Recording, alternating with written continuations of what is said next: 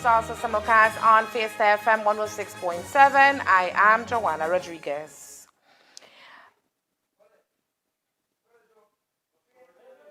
A recent social media post intended as satire has unexpectedly ignited a nationwide debate on free expression and the limits of online commentary in Belize. The detention of former United Democratic Party UDP chairman Alberto August over a satirical remark has raised serious questions about the scope of the country's cybercrime legislation and the boundaries of political discourse. Authorities apprehended August after he allegedly disseminated false information involving Minister of Home Affairs Oscar Mira. This incident resulted in his being detained for over 24 hours. While August is out on bail tonight, the controversy continues to escalate.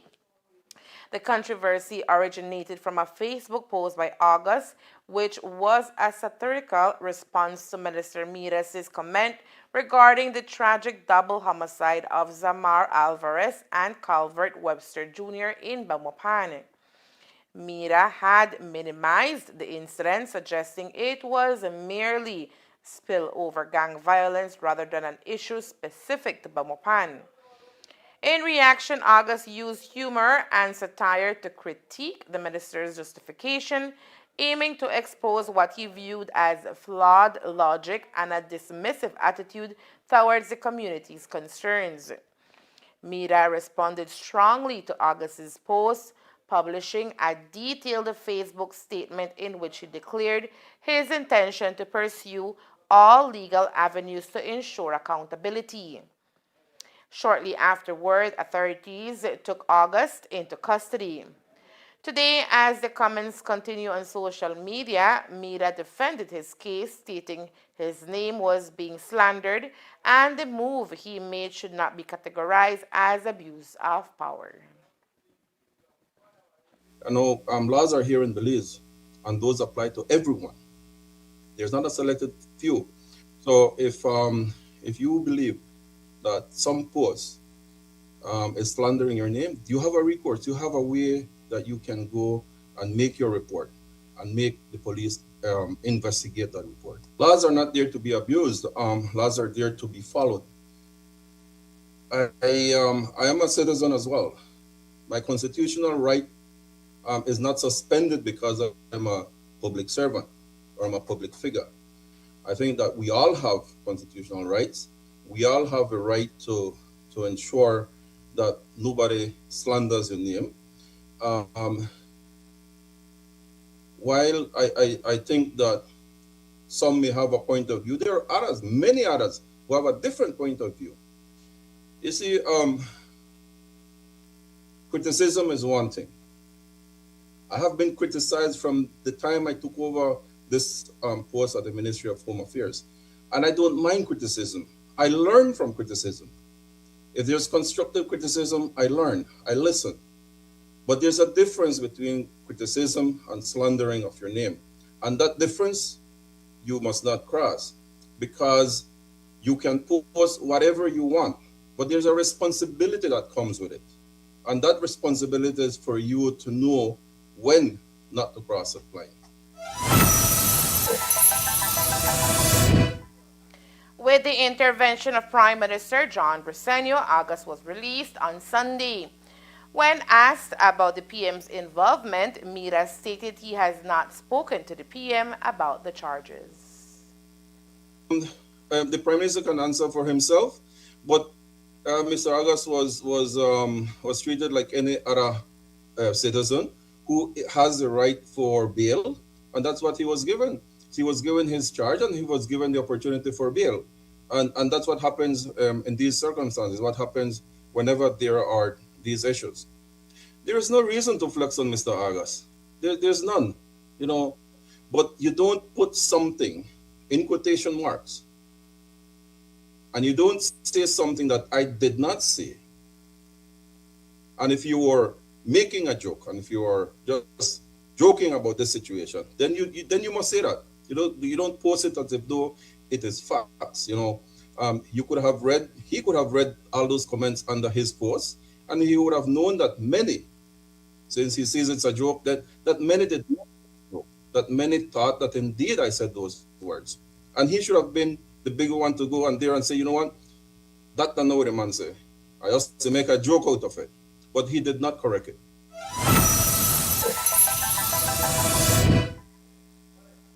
August's post was duplicated by other members of the United Democratic Party.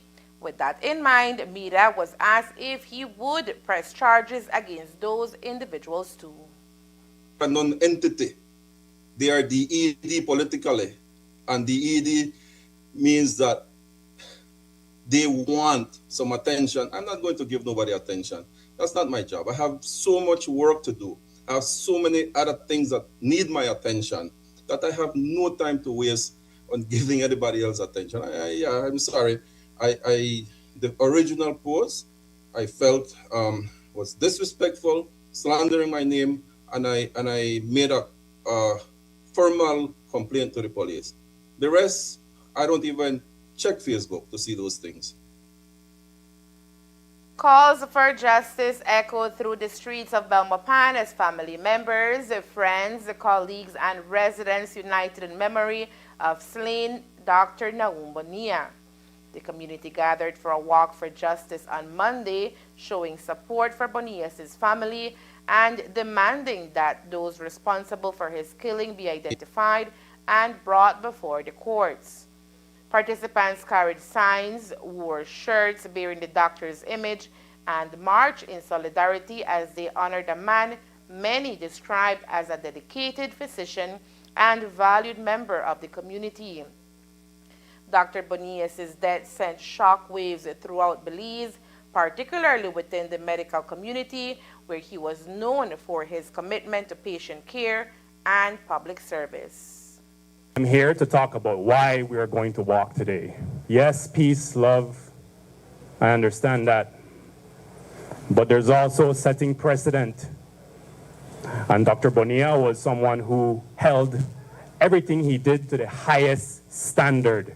So we are here today to set the precedent that a ridiculously unfair loss of life cannot be just left as if nothing has occurred. The energy we will invest on these streets today will match, or not even match, but they will try to come close to the unforgivable act that occurred last week on May 29th. That is a desecration of human life. And we are going to meet it, yes, in a peaceful way, walking, expending energy. But as you walk, I want you to remember him as a hero who in his final moments protected life. He held on to his beliefs and he protected the life of his child in his very final words. So let that fill you up and let them know that we will not rest until we see justice.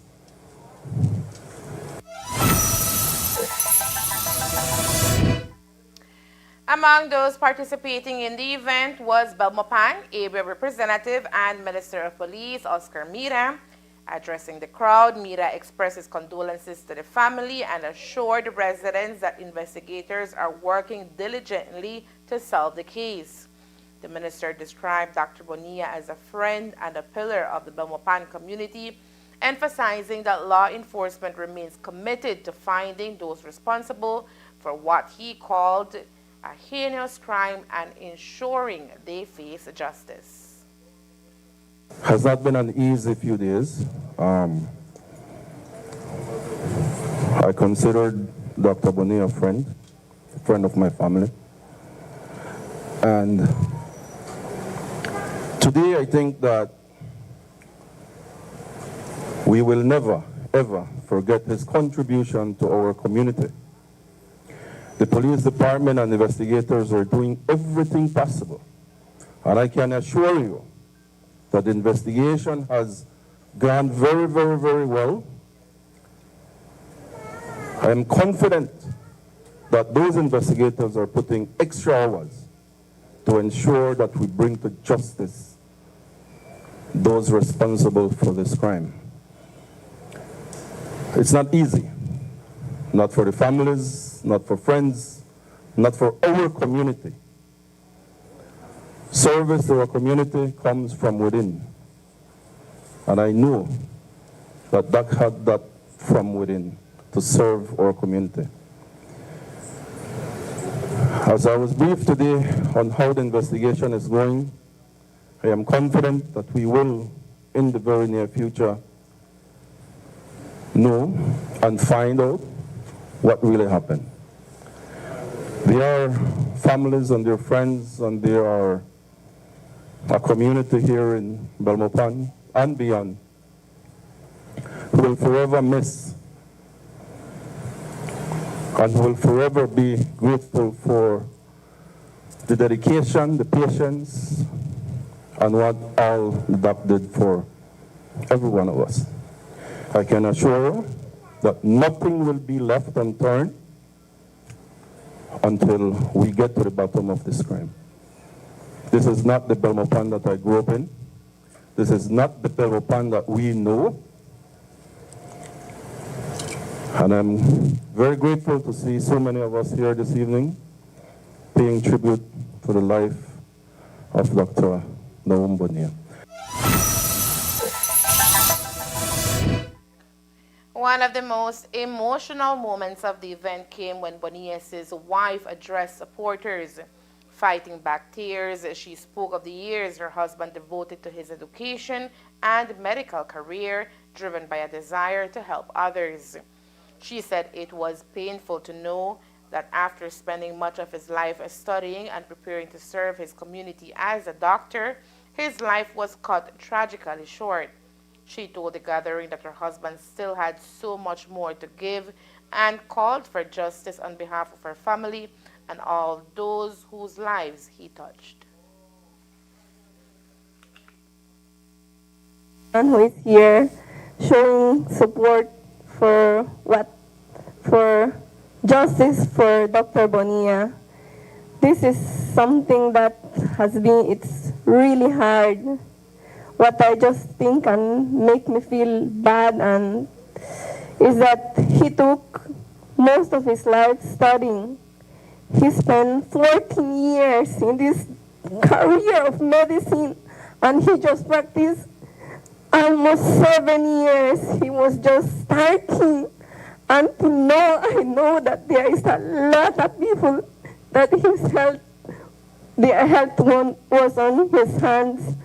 And I have met a lot of people that they just tell me, I am alive because of Dr. Bonilla. And I can't believe how this person came and take out his life that way. So I just ask for justice, and I think that we will get to know who did that to him.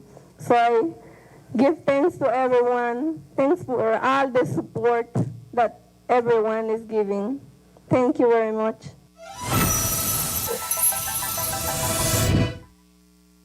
As the investigation continues, supporters say they will not stop advocating for answers and accountability in the case.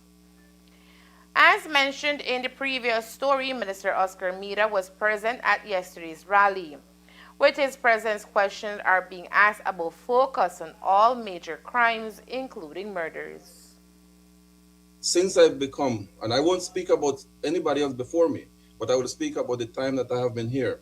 I have had several meetings with the Commissioner of Police and investigators, and we have put the energy in every case that we have had in this country.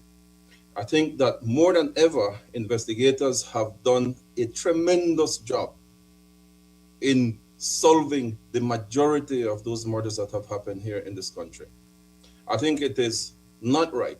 I think it is not okay to assume that we have not put the same energy.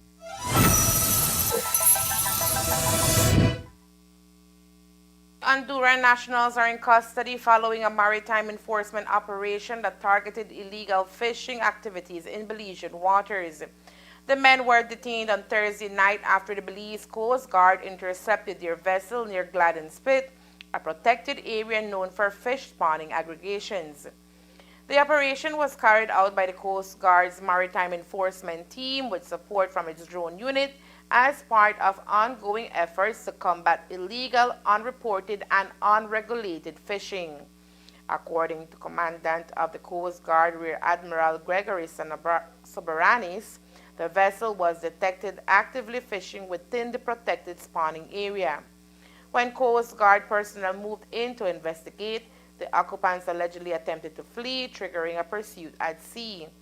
The Coast Guard successfully intercepted the vessel and detained 3 Honduran nationals. The suspects were subsequently escorted to shore for further processing as authorities continued their investigation into the alleged fisheries violation.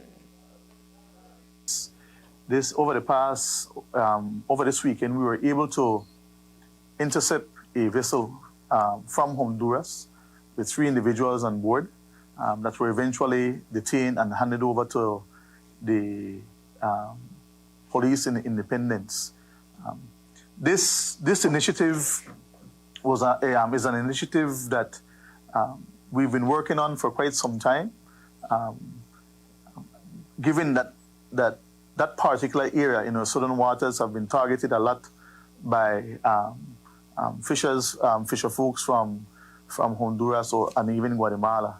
And so along with our partners, we have redesigned our strategy as to how we're going to address this particular issue. And as you can see, over the weekend, it proved to be successful.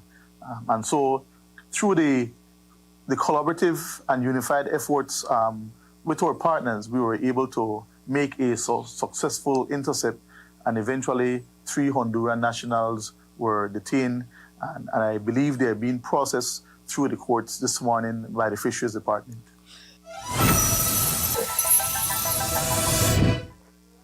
All 3 persons appeared before the lower court in Belize City earlier this week, where they were arraigned for several offenses. Early Tuesday morning, police in Punta Gorda Town apprehended a young man linked to illegal firearm possession, unraveling a potentially dangerous situation on the streets. The incident unfolded during a routine patrol when officers spotted 2 men on motorcycles that quickly sped away upon noticing the police presence. The chase culminated when one of the suspects lost control and fell off his bike, attempting to flee on foot before being swiftly caught and subdued by officers. The suspect was identified as 22-year-old Roshan Vires, a Belizean security guard residing in the Indianville area of Punta Gorda Town. A search of Vires and his belongings revealed a black school bag containing a BRG-9 9mm pistol, complete with a magazine loaded with 18 live rounds. When asked to produce a license for the firearm and ammunition, Vires was unable to do so, prompting his immediate arrest. On the following day, authorities formally charged Vires with illegal possession of a firearm and ammunition without the necessary licenses. The arrest highlights ongoing efforts by law enforcement to clamp down on illegal weapons and maintain public safety in the region. Authorities are currently probing an incident that resulted in a single injury. The investigation officially began on Monday, June 1st, 2026, around 8:33 a.m. after police responded to the Western Regional Hospital following reports received earlier that morning. Upon arrival, officers found a male patient with a stab wound to his body.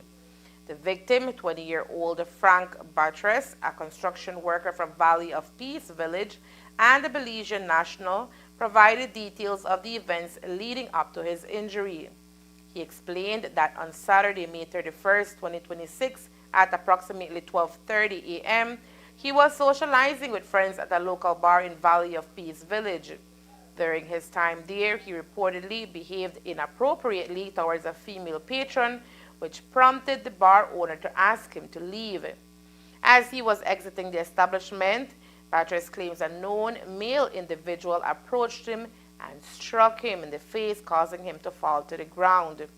While on the ground, Batres alleges that the same individual physically assaulted him further and inflicted a stab wound to his back.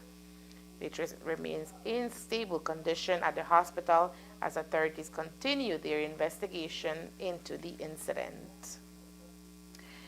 Coming up next, 1 man sought under the state of emergency tends to flee aboard a vessel. Stay tuned. Reunión Especial St. Francis Xavier Credit Union Limited.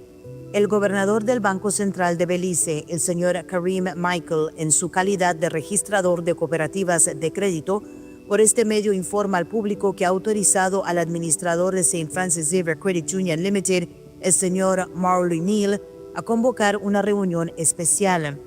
Dicha reunión se llevará a cabo el domingo 14 de junio de 2026 en el Corozal Community College, en el pueblo de Corozal, Belice. En la reunión especial se llevarán a cabo elecciones para una nueva junta directiva, así como para los comités de supervisión y de crédito.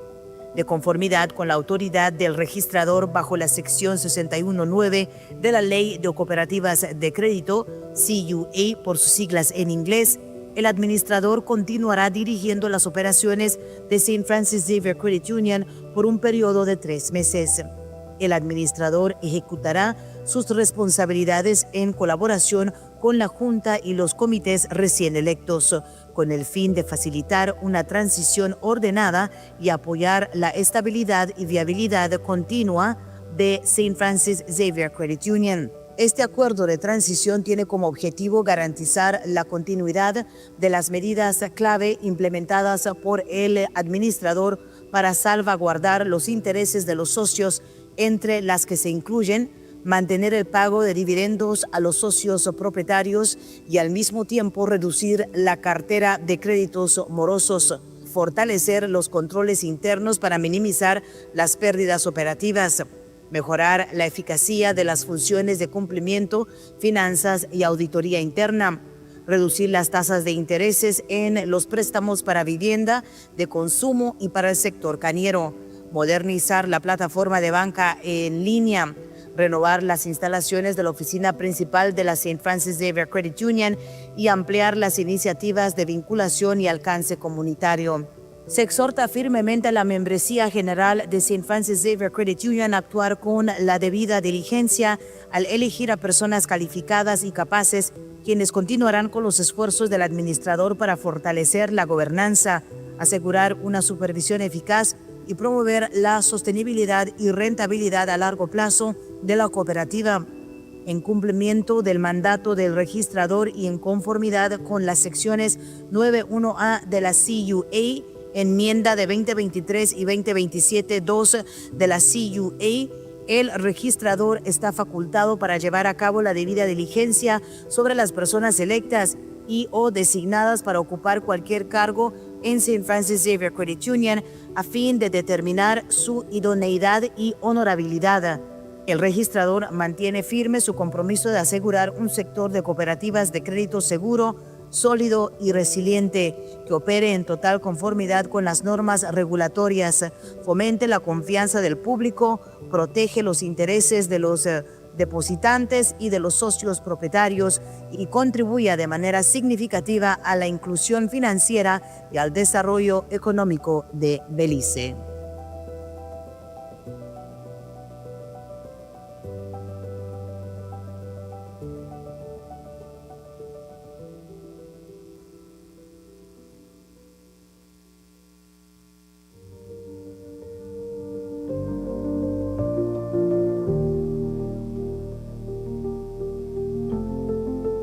I was in Belmopan, then I used to go do my NHI in Belize. Then I came back home in Palma.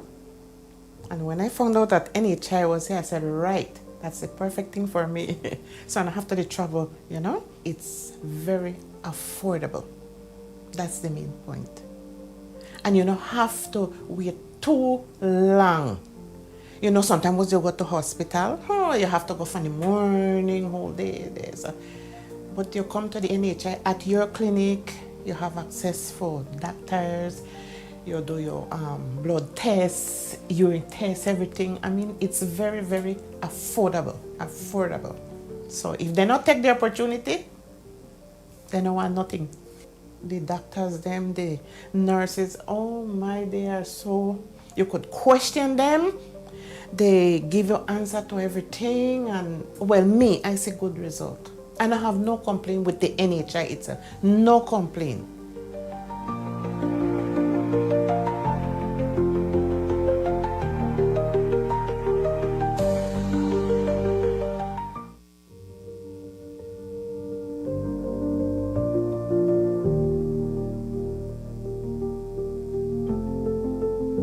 I'm getting older and I need more medical attention, and this is perfect for me, because previous to that, I only went to the hospital if I had an emergency. I had a brother-in-law, and he was not feeling too good. And he said he went to the doctor, and the doctor said, well, you need to get a good checkup. And he said, but I need to work and make some money so I can address this issue. It happened that we were working by Santana, and he got worse. I had to come to New York. The next morning, Carlos, they took him to Belize. Before the day was up, he was dead. His pressure skyrocketed, and he couldn't be helped. He passed away. And that has repeated itself many times, simply because we didn't have what we have now. It's something very good for me. We've never had it before, and I see a lot of people participate. They come, and they are grateful, just like myself, that this service is available.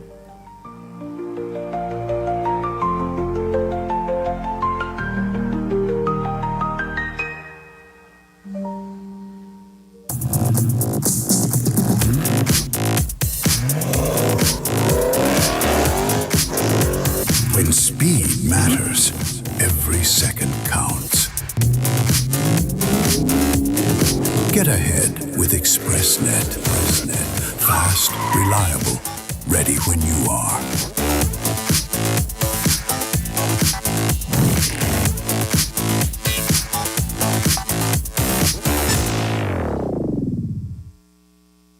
Stay connected in the USA for as low as $10. With Smart Roaming Data Pass, staying connected is simple and affordable. Get the data you need starting at 1,000 megabytes to stay connected, to larger plans that keep you online while you travel across the USA, so you can message, browse, video call, and navigate wherever you go. No SIM swap, no bill shock. Just simple, affordable pricing. Activate easily by dialing *100# using the Smart app or online. Smart Roaming Data Pass. Staying connected the smart way. Smart, bringing people together.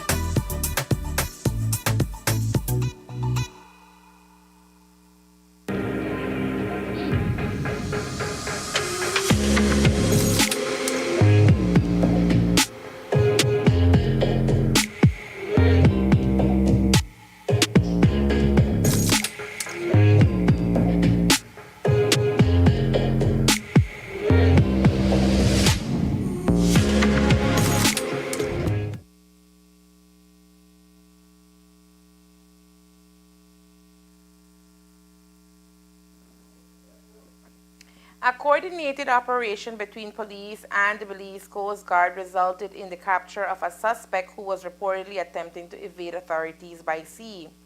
Belize Coast Guard Commander Rear Admiral Gregory Sabaranis says officers were alerted after receiving information that Robert MacDonald, who was being sought under the current state of emergency, was fleeing aboard a vessel. In response, the Coast Guard deployed a quick reaction team which quickly located the vessel and initiated an interception operation. After tracking the boat, officers successfully stopped it and detained MacDonald without incident. We have a quick reaction crew here at base that is on notice to move. So we were able to deploy that quick reaction team who intercepted the vessel, detained the person of interest, and handed that person of interest over to our colleagues at the police department. So it really, I must at this point speak to the relationship that the Belize Coast Guard has with the police department. The suspect was subsequently handed over to police authorities for further processing. 3 weeks after the home of Belize Coast Guard Commander Rear Admiral Gregory Sabaranis was struck by gunfire Police say investigations into the incident remain ongoing. Speaking on the matter this week, Commandant Sabaranis explained that he was away on duty when he was informed that several windows at his residence had been damaged by what appeared to be gunshots. Upon returning to Belize, he reported the matter to police and was advised that an investigation had been launched. A few weeks later, the commandant says another troubling encounter happened when an unidentified man approached him while he was traveling to work, verbally threatened him, took photographs of him and his vehicle, and allegedly displayed a firearm. Sabaranis said both he and his driver reported the incident to the Hatterville police station. He noted that his driver witnessed the individual exit a vehicle armed with what appeared to be a weapon before approaching their vehicle. Both incidents, according to Sabaranis, were taken as direct threats to his life.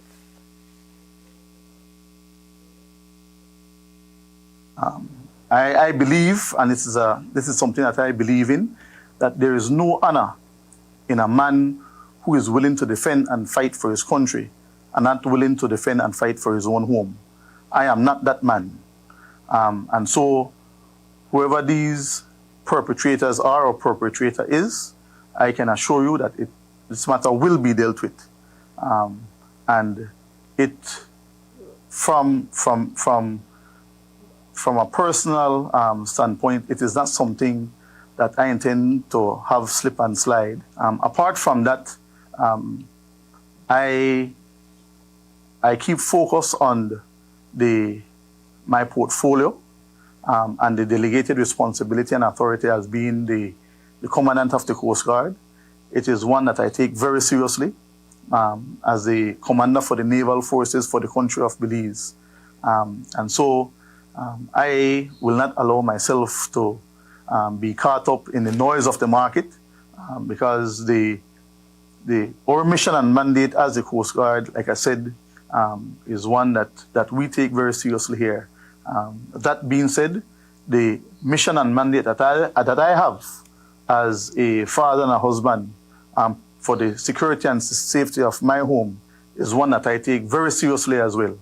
And so I will ensure that every measure is taken to deal with the perpetrators who committed this heinous act and who I believe sought to by the fact of exiting a vehicle with a weapon in hand, I deem that as a serious threat, and as I mentioned before, we'll take every measure to deal with this matter. Police continue to investigate both incidents. Questions over maritime boundaries near Bacalar Chico have prompted discussions between Belizean authorities and Mexican naval officials following reports of a confrontation involving local tour guides and members of the Mexican Navy. The incident, which surfaced 2 weeks ago, reportedly occurred in the waters north of San Pedro, an area frequently used by Belizean fly fishing guides. Both Belizean and Mexican stakeholders have asserted claims over the waters, leading to confusion and concerns among those who operate in the area. This week, Belize Coast Guard Commandant Rear Admiral Elton Bennett addressed the matter, confirming that authorities are aware of the situation and have been monitoring developments closely. According to Bennett, the dispute appears to have stemmed from inaccurate location data displayed on Google Earth. Mexican naval personnel reportedly relied on GPS coordinates that incorrectly suggested that Belizean tour guides have crossed into Mexican territory. However, investigations by Belizean authorities determined that the guides were operating within Belize's maritime boundaries at the time of the encounter.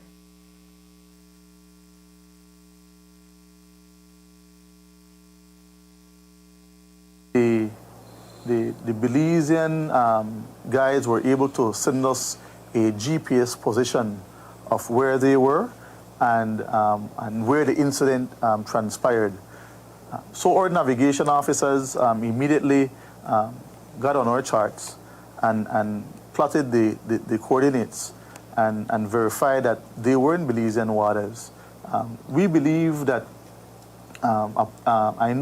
we believe that separate and apart from the competition for resources when it comes to fishing and the fly fishing sector, we believe that it is also a result of misrepresentation on Google Earth of where the boundary line actually is. And so we've provided a report to our ministry who will be working the political channels through Ministry of Foreign Affairs to look at that matter.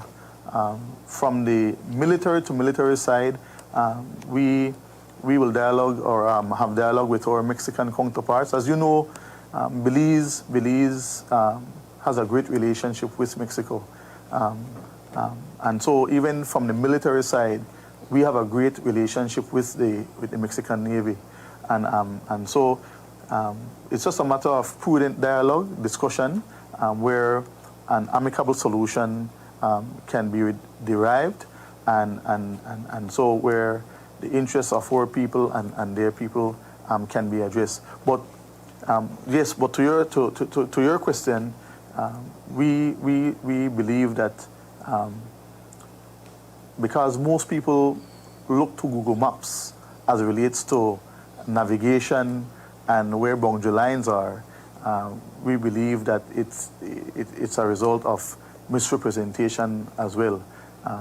For us, we don't use Google Earth and Google Maps when it comes to how we conduct our patrols. The Coast Guard says it continues to engage with its Mexican counterparts to prevent similar incidents and ensure that maritime boundaries are clearly understood and respected by all parties operating in the area. And there is more news after the break. Stay tuned.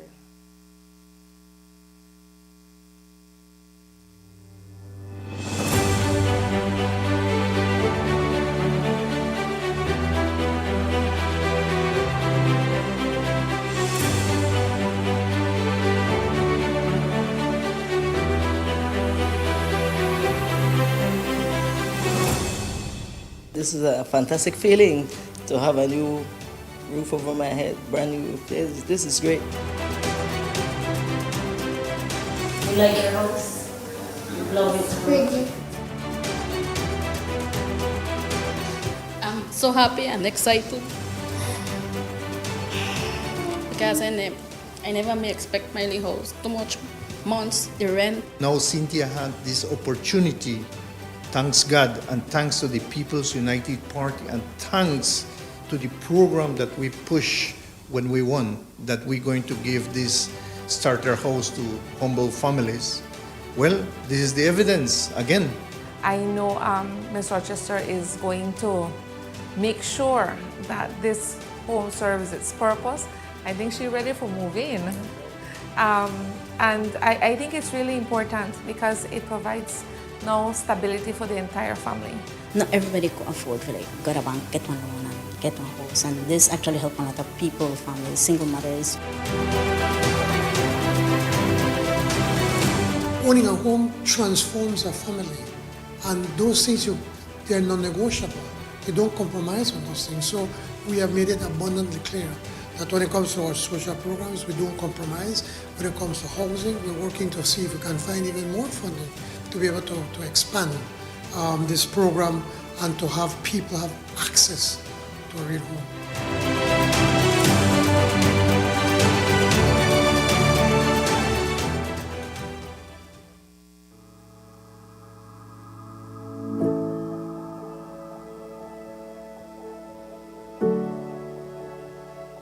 This donation means a lot to us. It's a huge capacity building. We have a very good condition working ambulance that kind of expands our fleet. We already have one working ambulance, and we have another one now that doubles us. And we have one in repair, so we'll have about 3 or 4 ambulances available. Mr. Furr was kind enough to donate an X-ray machine, and that greatly increases our capacity as well to have X-rays done for our soldiers from various sports injuries and exercise-related injuries. And then we had a defibrillator from him as well, which again will help our doctors to assist not only soldiers, but patients from outside of in the Ladyville community as well. We had the equipment, but we did not have the personality, like it's the professionals on board. So for that reason, it's to be in contact with the BDF medics. So I realized that just bring it together, and then it's about supporting my own country. Mustafa, your generosity demonstrates a profound sense of patriotism, compassion, and commitment to the development of Belize. Your willingness to support the Belize Defense Force reflects your understanding in that the security and well-being of our soldiers is vital to the security and the well-being of Belize.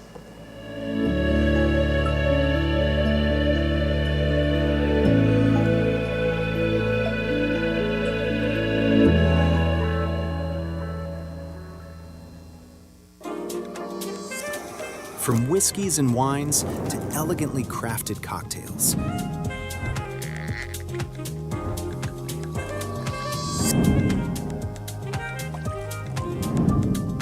Paired with charcuterie boards and perfectly seasoned steak bites, and much more.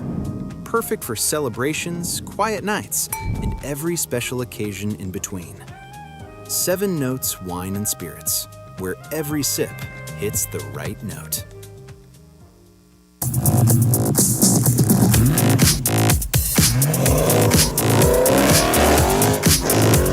When speed matters, every second counts. Get ahead with ExpressNet. Fast, reliable, ready when you are.